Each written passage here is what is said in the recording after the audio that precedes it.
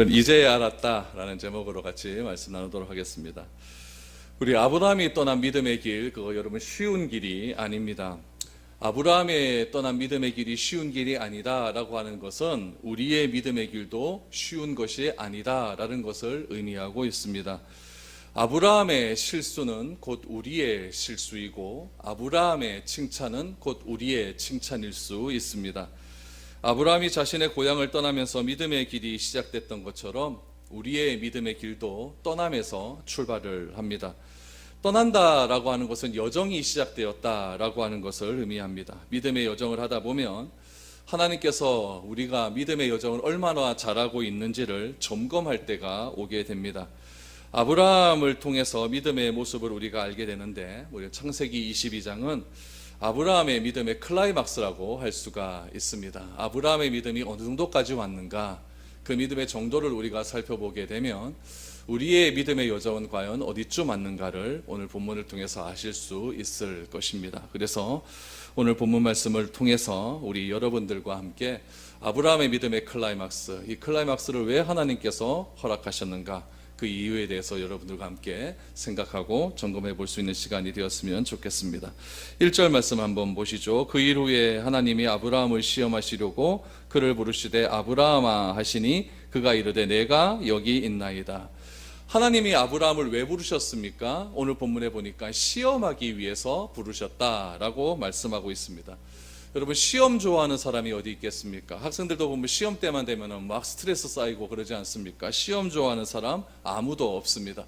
그런데 참 중요한 것은 무엇이냐면은 하나님께서 우리를 부르실 때가 있는데, 그때가 우리에게 복 주시기 위해서 부르실 때도 있는 반면에 또 다른 한편에서는 뭐 때문에? 시험을 주시기 위해서, 시험 테스트를 하기 위해서 우리를 부르실 때도 있다라는 것을 꼭 기억해야 됩니다.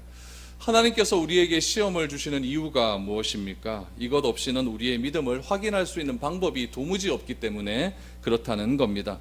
시험을 통해서 내 믿음의 정도가 어디까지 와 있는지를 우리는 확인할 수 있는 것입니다. 그렇기 때문에 아브라함에게 주신 이 시험은 아브라함에게만 주신 시험이 아니라 하나님께서 아브라함을 부르신 그 부르심이 진짜 맞는지 안 맞는지 확인하는 시험입니다. 그러니까 이 확인한다라고 하는 것은 곧 하나님 자신에게도 하는 시험이다라고 말을 할 수가 있겠죠. 아브라함을 불렀으면 그 아브라함을 진짜 부른 것이 맞는가, 이 아브라함이 진짜 제대로 살고 있는가, 이것을 누가 확인하는 겁니까? 하나님이 확인하는 것 아닙니까? 그렇기 때문에 아브라함에게 시험이기도 하지만 하나님에게도 확인 절차가 필요했다라는 이야기죠. 그럼 여러분, 왜 믿음의 조상이 아브라함이어야 되겠습니까? 왜 하나님께서 아브라함을 부르실 때에 왕궁에 사는 사람 부르지 않고 그 당시 그때의 사람을 부르셨을까요?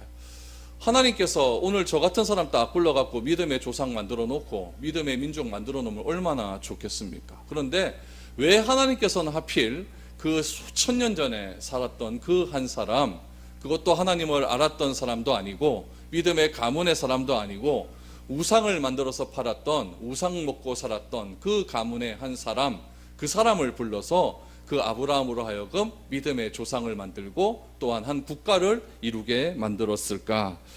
여러분, 우리가 알아야 될 사실이 있습니다. 아브라함이 믿음이 좋아서 그렇게 하나님이 부르신 것이 아니라 중요한 것은 무엇이냐면은 하나님의 계획이 완전하기 때문에 아브라함을 부르셨다라는 것을 꼭 기억하시기를 바랍니다.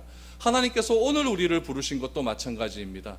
내가 뭐 잘해서 부른 것이 아니라 하나님이 계획하시고 하나님이 우리를 사랑하시는 것이 완전하시기 때문에 나를 부르셨고, 나를 부르심이 확실하시기 때문에 오늘 이 자리에 와서 예배할 수 있다는 이야기입니다. 그러므로 내가 하나님을 믿는다, 내가 예수 그리스도를 믿는다라고 하는 것은 하나님의 부르심이 확실하다라고 하는 증거입니다. 하나님이 나를 사랑하신다는 증거가 확실하다는 증거입니다. 그렇기 때문에 나 중심으로 생각해서는 안 되는 것이고, 하나님 입장에서 하나님 중심에서 나를 부르신 것이 과연 어떠한 의미가 있는가를 분명히 알아야 된다는 이야기입니다.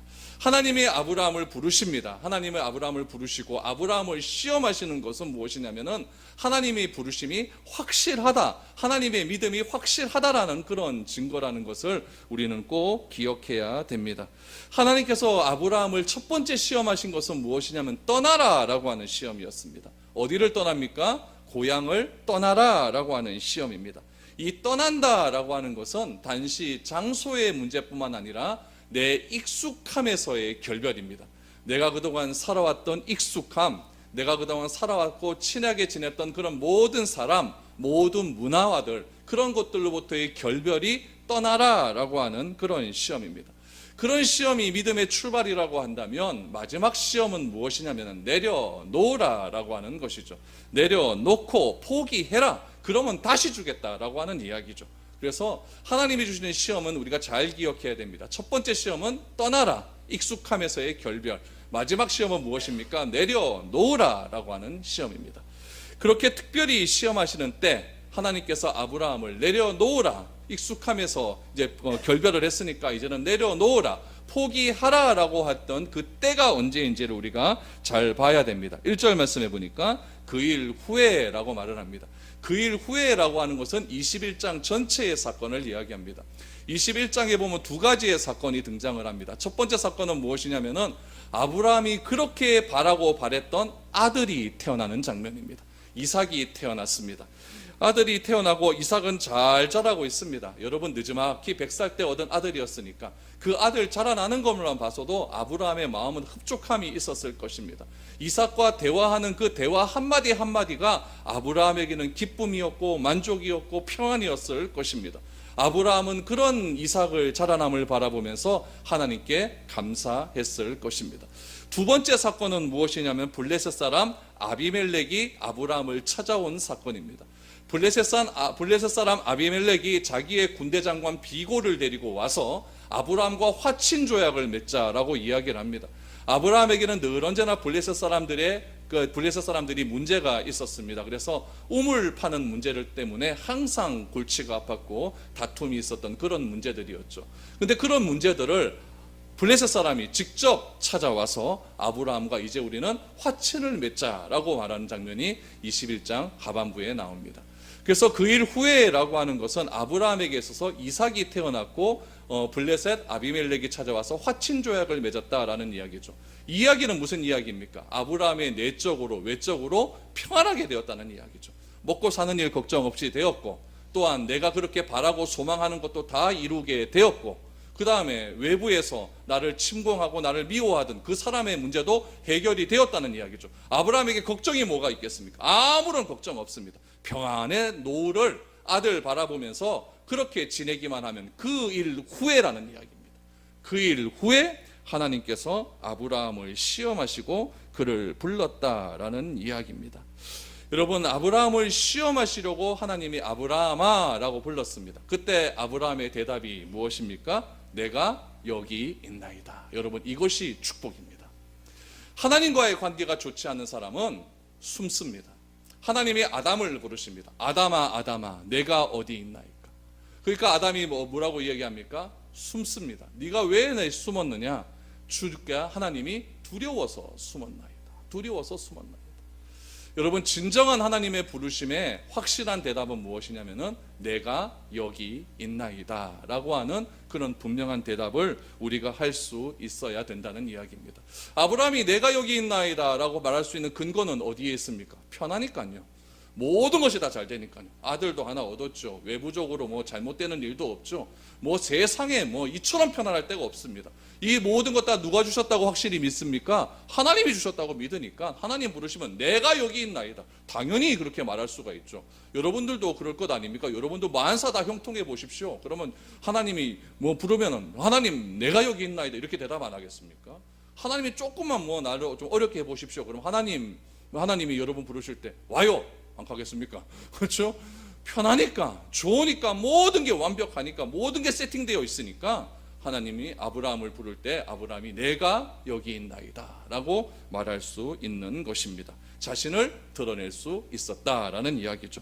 2절을 보십시오. 하나님의 부르심의 목적이 나옵니다. 여호와께서 이르시되 내 아들 내 사랑하는 독자 이삭을 데리고 모리아 땅으로 가서 내가 내게 일러준 한 산 거기서 그를 번제로 드리라. 여러분, 내 아들 내 사랑하는 독자 이삭을 데리고 번제를 드리라 라고 말을 합니다. 여러분, 이 명령을 들었을 때 아브라함의 기분이 어떠했겠습니까? 머리가 하얘지는 느낌 아니겠습니까? 그 당시에 가나안 문화는 어떤 문화를 가지고 있었냐면은 인신제사는 굉장히 보편적으로 퍼져 있는 그런 문화였습니다. 그래서 자기 가운데 무슨 어려움이 있거나 굉장히 힘든 일이 있었을 때 자신의 첫 아들을 신께 드리는 이런 그 문화적인 풍토는 그 당시 가나안 땅에 굉장히 많이 있었습니다. 아들을 굉장히 좋아하는 신이 있었죠. 몰렉이라고 하는 신입니다. 이 몰렉이라고 하는 신께 아들을 바치기 위해서는 화제로 드려야 됩니다. 아들을 잡아놓고 태워 죽이는 겁니다. 그거를 부모가 하는 거죠. 부모가 하는 거죠.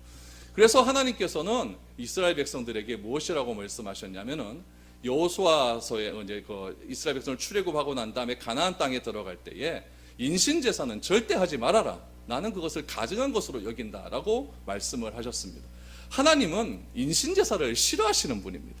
하나님은 사람을 제물로 드려서 그렇게 죽이는 제사를 싫어하시는 분입니다.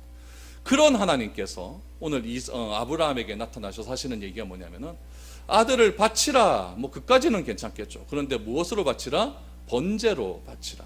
그럼 번제는 굉장히 심각한 제사입니다. 배를 아래 위로 가르고 안에 있는 내장을 다 끄집어내고 여러분 껍데기를 홀랑 벗겨가지고 그렇게 하나님께 태워서 드리는 제사입니다. 여러분 소나 양을 그렇게 드려도 굉장히 사람의 입장에서는 잔혹하다라고 여길 것인데 오늘 하나님께서 2절에 무엇이라고 하냐면 내 아들 내 사랑하는 독자.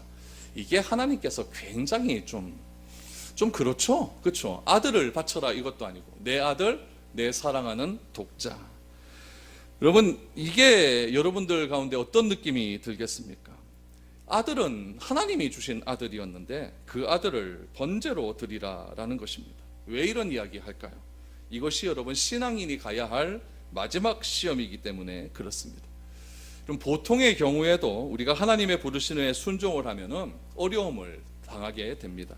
아브라함도 하나님이 떠나라고 해서 떠나지 않습니까? 떠나서 지시할 곳으로 가라라고 해서 그곳에 갔습니다. 그러면 그곳에서 뭔가 좀 확실한 것에 열려야 되는데 그곳에서 가자마자 닥친 것이 무엇이었냐면 기근이었습니다. 굉장히 어려운 일이 일어나게 되는 거죠. 먹고 사는 문제가 깜깜해지게 되는 거죠.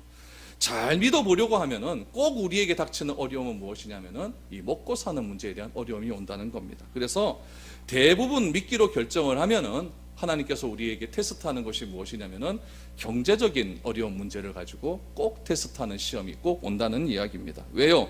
우리가 의지하는 것을 끊어내야 되기 때문에 그렇다는 이야기입니다.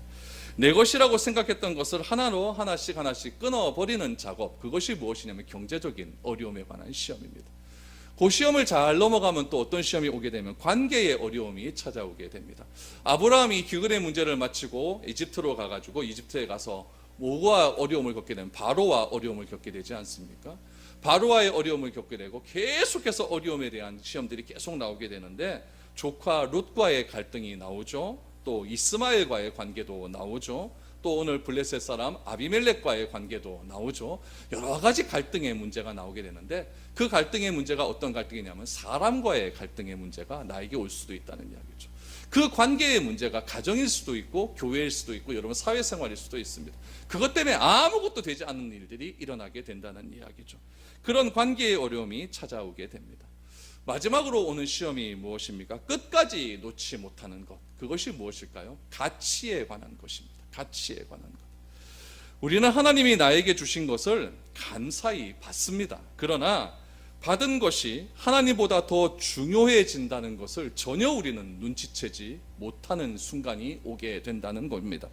이삭은 누가 주셨냐면 하나님이 아브라함에게 주신 선물이었습니다. 그럼 이삭의 소유권은 누구에게 있느냐? 하나님에게 있는 겁니다.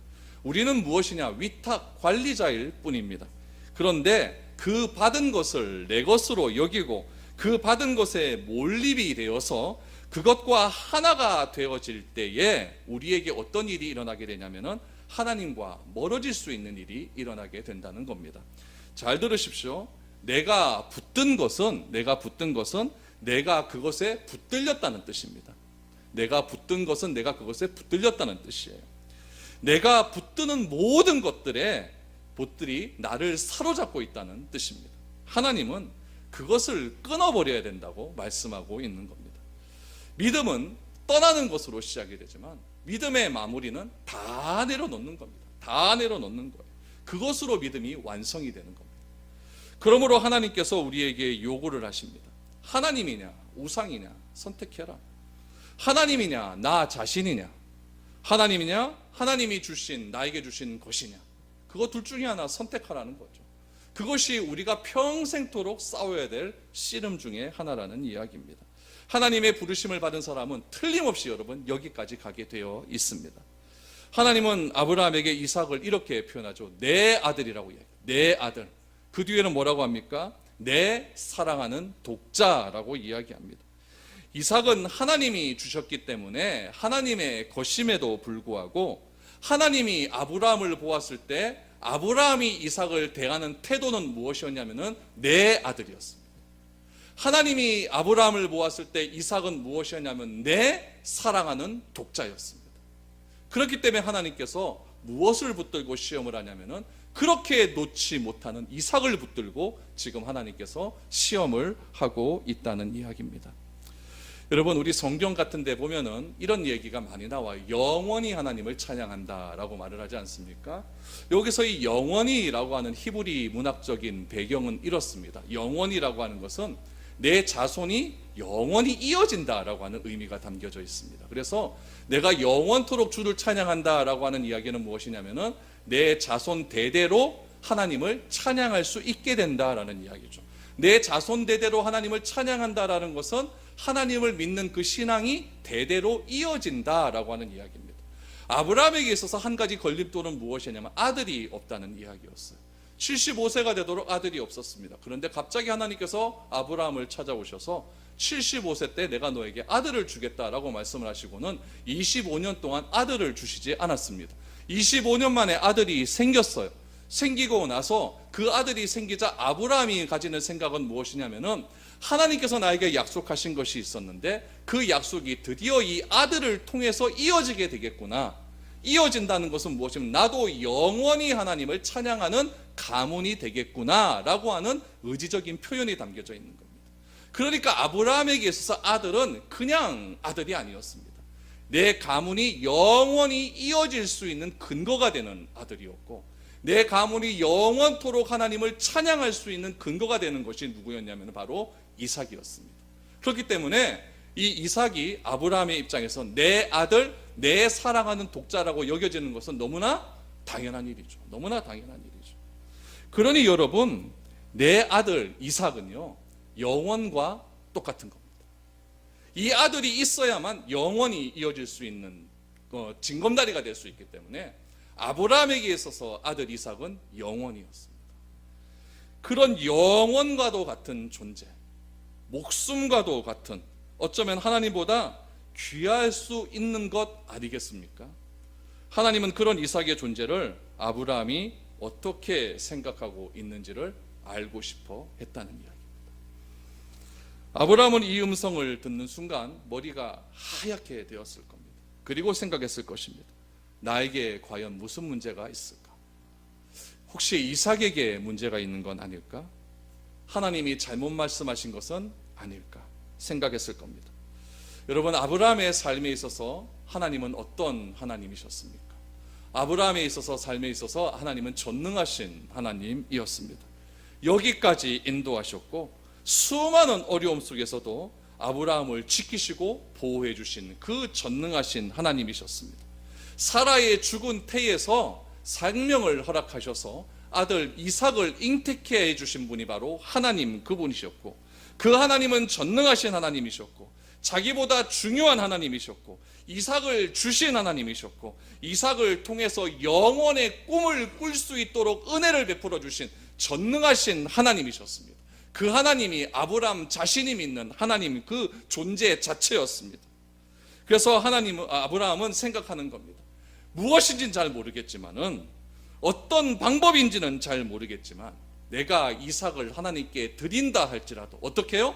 번제로 드린다 할지라도, 다시 말하면 내가 이삭을 하나님의 명령대로 죽인다 할지라도 반드시 하나님께서 나에게 주신 그 약속은 방법은 잘 모르겠지만 반드시 지키실 줄 아는 그 전능하신 하나님이라는 생각이 아브라함의 마음 가운데 들기 시작했다는 겁니다.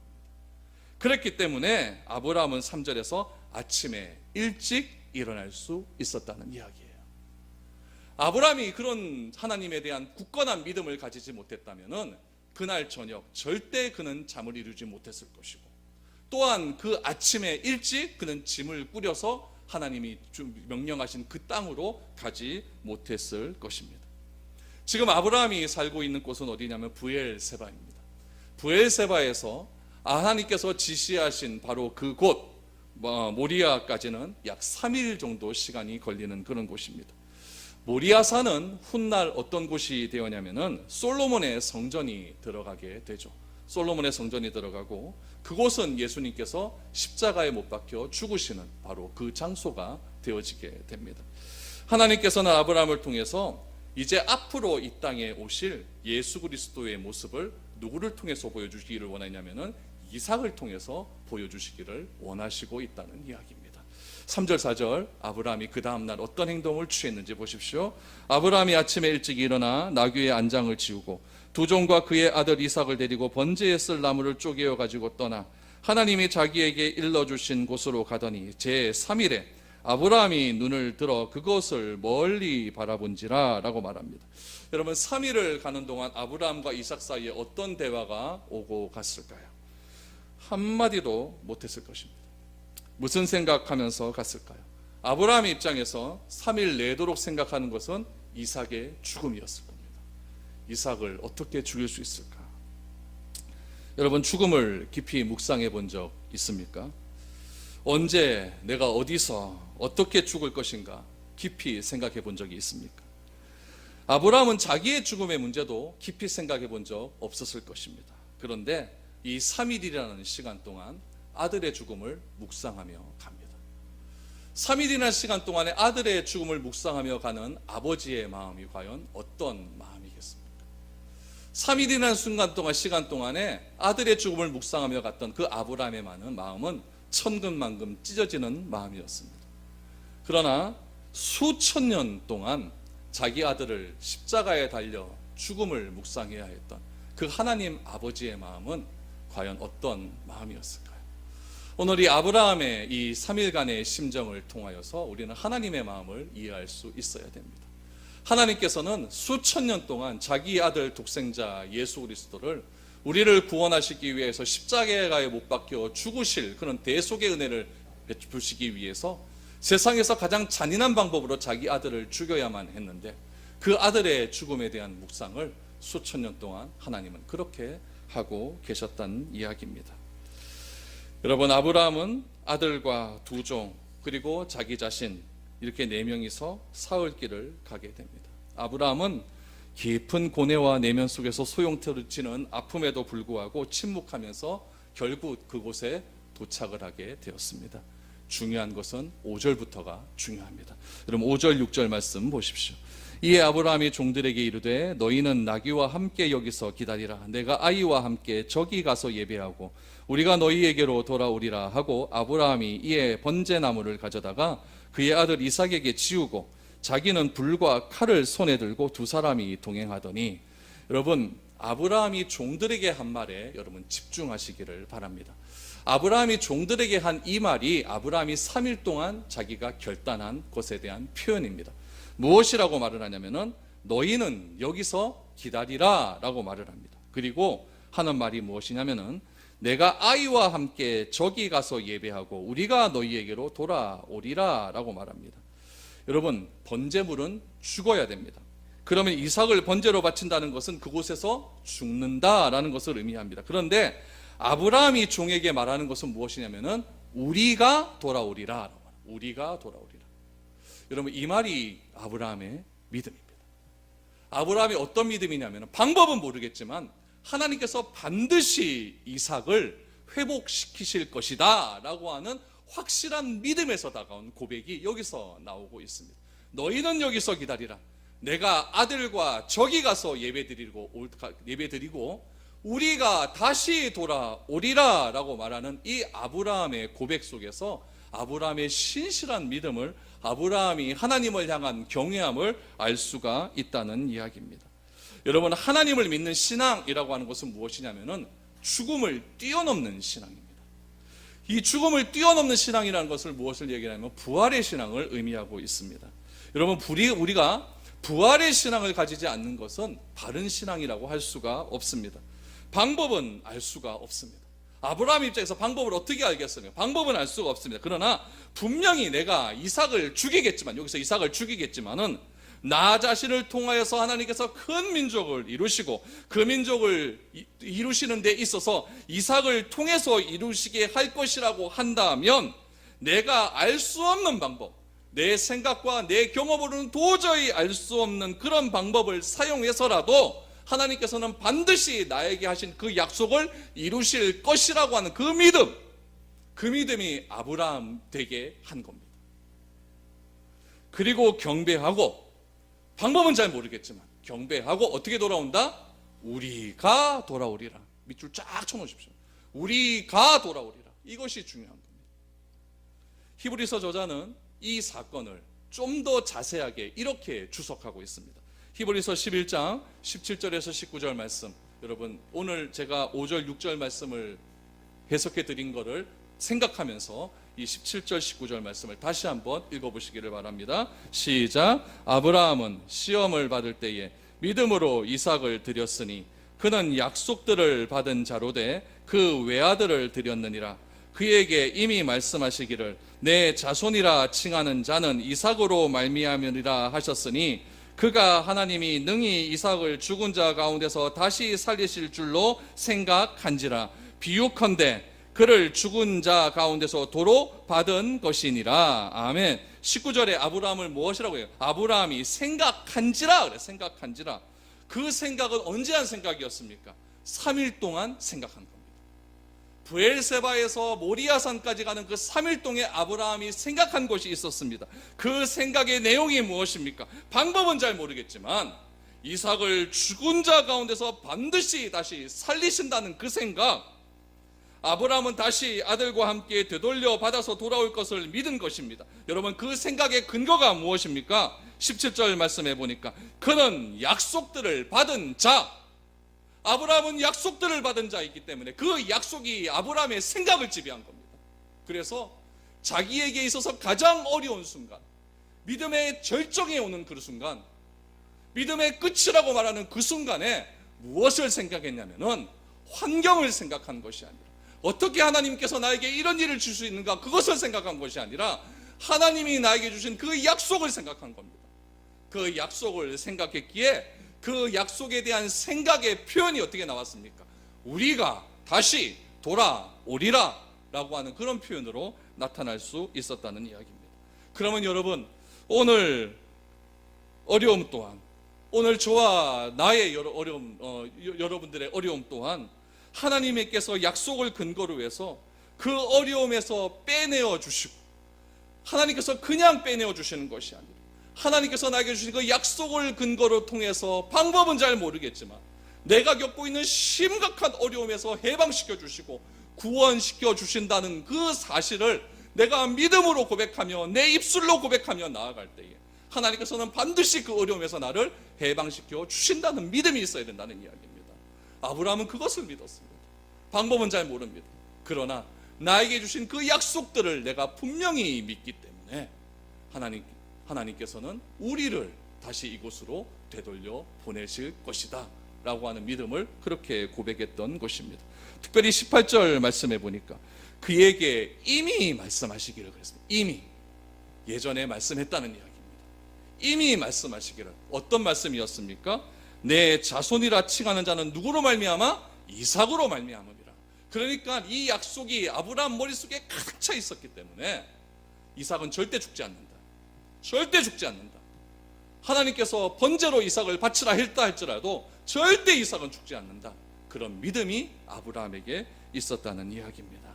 이런 믿음 없이 어떻게 우리가 세상에서 믿는 자와 믿지 않는 자의 구별된 삶을 살 수가 있겠습니까? 저는 여러분들에게도 이런 약속의 믿음을 근거로 한 결단이 나타날 수 있기를 축복합니다. 이런 믿음이 있어야 돼요. 7절과 8절 여러분 보십시오. 이삭이 그 아버지 아브라함에게 말하 이르되 내 아버지여 하니 그가 이르되 내 아들아 내가 여기 있노라. 이삭이 이르되 불과 나무는 있거니와 번제할 어린 양은 어디 있나이까? 아브라함이 이르되 내 아들아 번제할 어린 양은 하나님이 자기를 위하여 친히 준비하시리라 하고 두 사람이 함께 나아갔다라고 말합니다. 이삭이 말합니다. 번제할 양을 찾습니다. 그때 아버지 입장에서 무슨 대답을 하겠습니까? 자기가 믿음의 고백을 했다 할지라도 방법은 모르기 때문에 아무런 생각 없습니다. 그러나 아브라함의 믿음의 대답은 무엇입니까? 하나님이 친히 준비하실 것이다. 하나님이 친히 준비하실 것이다. 이 말도 아브라함이 무엇을 받았기 때문에? 약속을 받은 자이기 때문에 말할 수 있는 근거가 된 겁니다. 여러분, 우리가 살아오면서 얼마나 많은 어려움과 고통과 고난을 경험하셨습니까? 여러분, 그 어려움과 고난과 고통 또한 하나님께서 준비하신 것이라고 믿으시기를 바랍니다. 하나님께서 준비하셨다고 한다면 그것을 해결하시는 분도 누굽니까? 하나님이십니다. 내 힘과 내 능력으로 되는 것이 아니라는 이야기예요. 하나님께서 계획하시고 복을 주시고 하나님께서 모든 것을 이기게 하셨기 때문에 하나님께서는 누구를 만나 준비된 사람을 만나게 하시고 준비된 환경을 경험하게 하시고 준비된 장소에 가게 하시고 준비된 모든 은혜를 하나님께서 나에게 주신다는 이야기예요. 그 준비된 것을 통하여서 내가 회복의 은혜가 이루어진다고 한다면 이 모든 것들은 다 하나님께서 준비하신 겁니다. 저는 이 미래로 교회도 하나님께서 준비하신 산이라고 믿고 있습니다.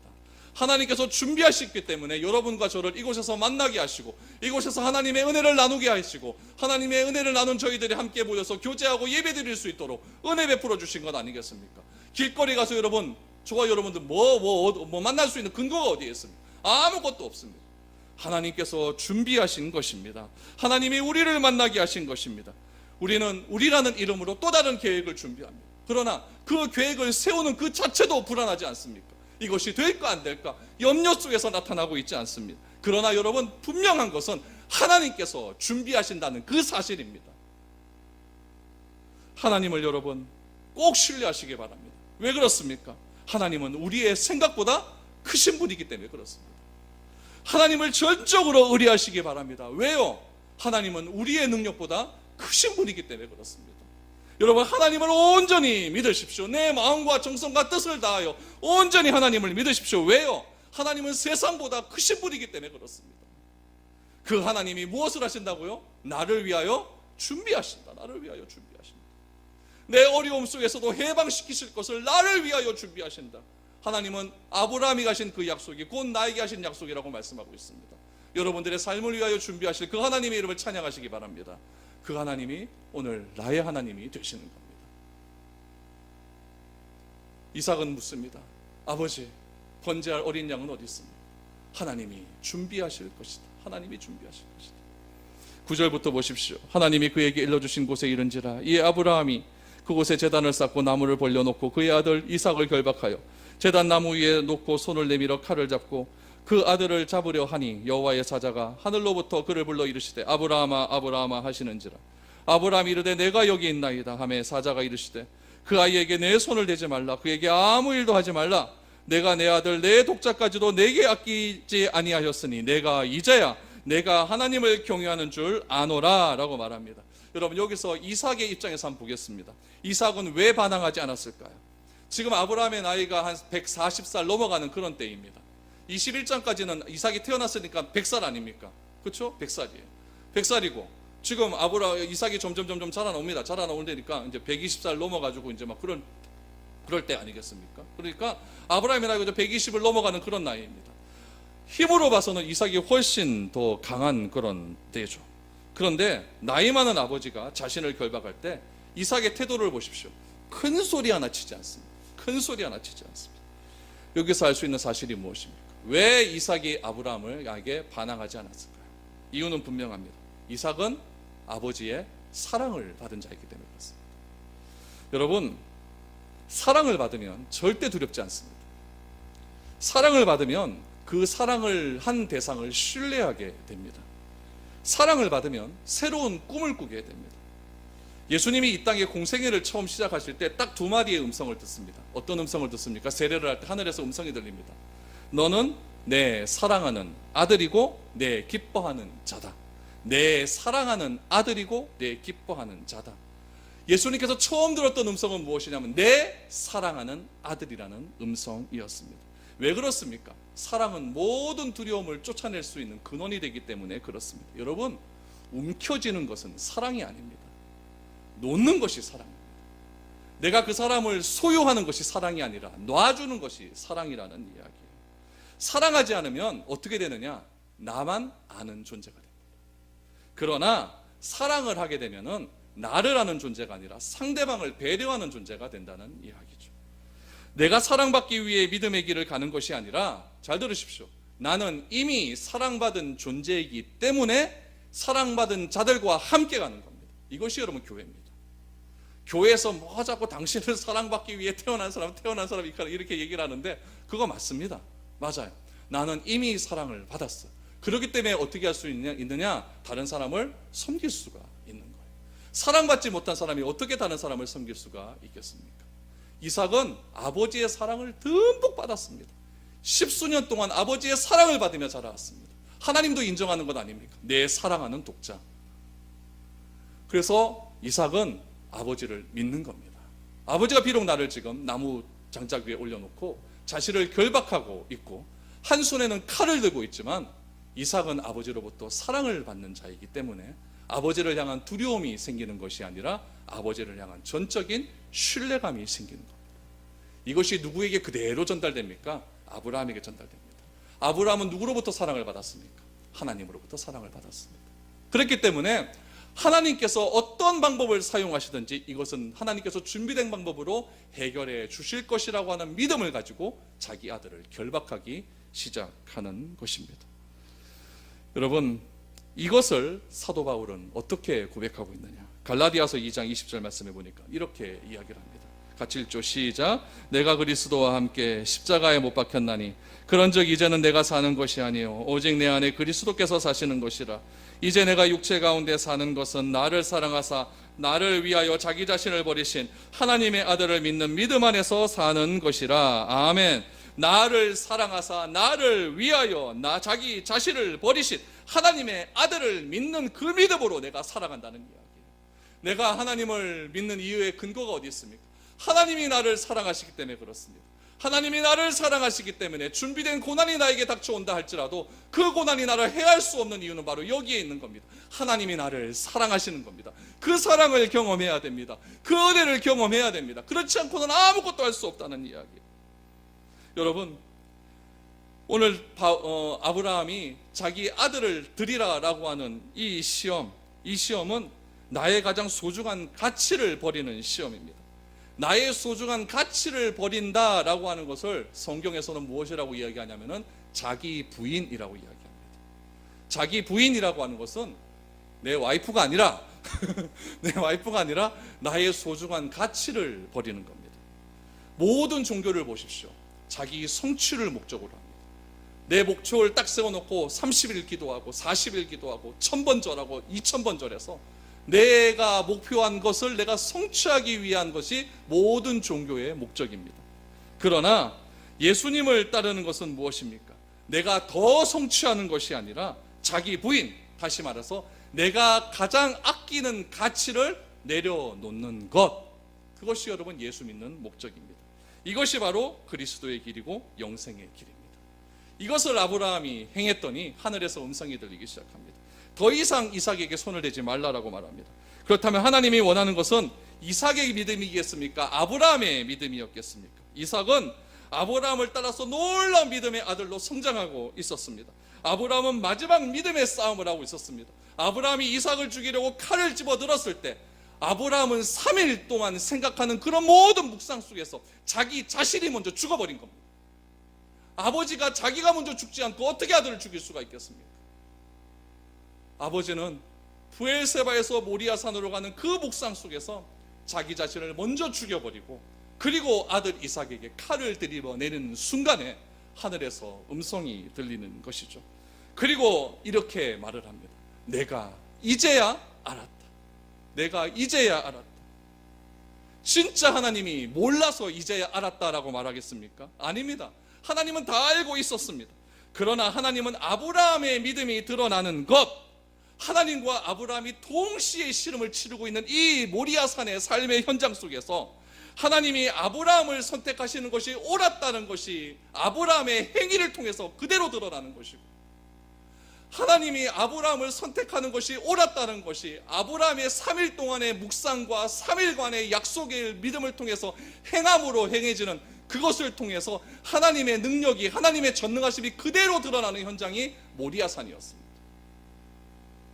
하나님은 아무것도 아닌 사람을 선택하셔서 그를 변화시키고 그를 믿음의 사람으로 만드는 것이 옳다는 것이 어디서 증명이 됩니까? 모리아산에서 증명이 되었다는 이야기. 아브라함이 위대한 것이 아니라 누가 위대합니까? 별 볼 일 없는 그런 사람을 변화시켜서 하나님의 믿음의 사람으로 만드신 하나님이 더 위대한 겁니다. 그래서 하나님이 말씀하시는 겁니다. 내가 이제야 알았다. 내가 이제야 알았다. 여러분, 우리의 믿음은 어떻습니까? 바람만 불려도 그냥 날아가지 않습니까? 저도 수술하고 나오니까 얼마나 아파 죽겠는지 막 하나님 하면서 막 으악 하면서 조금만 아파 보십시오. 하나님 소리 안 나오나요? 원망의 소리가 안 나오나요? 그러나 하나님은 말씀하십니다. 하나님은 말씀하십니다. 하나님, 우리가 하나님을 믿기로 결단하고 따랐다고 한다면 반드시 하나님은 여러분의 생애의 삶 중에서 언젠가는 여기까지 하나님께서 끌고 가실 겁니다. 내 아들 독자를 바치라 라고 결단했었을 때 여러분은 3일간의 묵상의 시간 속에서 무엇을 어떻게 결단하실 겁니까? 여러분, 손에 있는 것을 내려놓으십시오. 내 가치를 내려놓으십시오. 내 가치를 내려놓으면 하나님께서 이제야 알았다라고 말씀해 주시고 그 내려놓는 가치를 다시 우리에게 되돌려 주시는 하나님이십니다. 그런데 나는 그것을 자꾸 붙잡고 있는 거예요.